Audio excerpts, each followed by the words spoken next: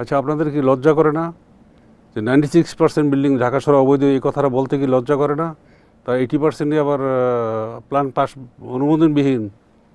তাহলে আমি যদি বলি দেন শুড ইউ এক্সিস্ট, আমি তো মনে করি RAJUK has not the right two exist. আজকেও বলতেছি কথাটা।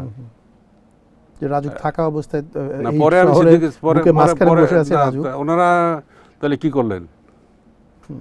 পরে যখন সিদ্দিকুর এগুলো রহমান অবৈধ সাহেবকে বিল্ডিংগুলো জিজ্ঞেস হলো, করেছিলাম যে এত বড় একটা কথা বললাম, কেউ তো প্রতিবাদ করলেন না। বলে কেমনে প্রতিবাদ করবো, এটা তো সত্য। যাক, সেই গল্পে না যাই। তবে কথা হলো যে এর পিছনে প্রচুর পরিশ্রম করা হয়েছে, সেই তখনও করেছে, এবারও করেছে। শেষ একদম ফাইনাল স্টেজে যেয়ে কিন্তু আমি এবং সাবেক চিফ এডিটর নাসির দুজনে মন্ত্রণালয়ে ঢুকে পড়েছিলাম।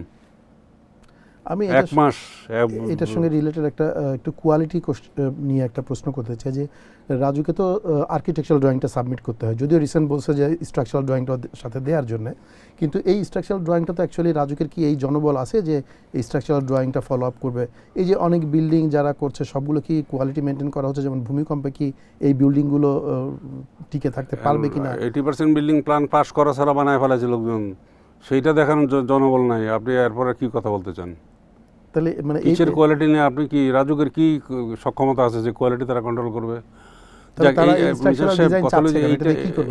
এটা নিয়ে যুদ্ধ হয়েছে, কিন্তু এটা নিয়ে আমি এককভাবে যুদ্ধ করেছি এবং শেষ পর্যন্ত জমা দেওয়া হবে। কিন্তু কথা হলো যে সেটা হলো যে আমার প্রশ্নটা ছিল আমি জমা দেবো, সব ঠিক আছে, সয়েল টেস্ট কোথায় করবো? জায়গা তো বিল্ডিং দ্বারা আছে। তখন আমাদের খুব জ্ঞানী গুণী ইঞ্জিনিয়ার সাহেবরা দু একজন বলার চেষ্টা করেছেন, কেন ওই সেটব্যাক আছে না, ওখানে সয়েল টেস্ট করে আমরা জমা দেবো, মানে ওই কোনায় সয়েল টেস্ট করে মাঝখানে বিল্ডিং বানাবো।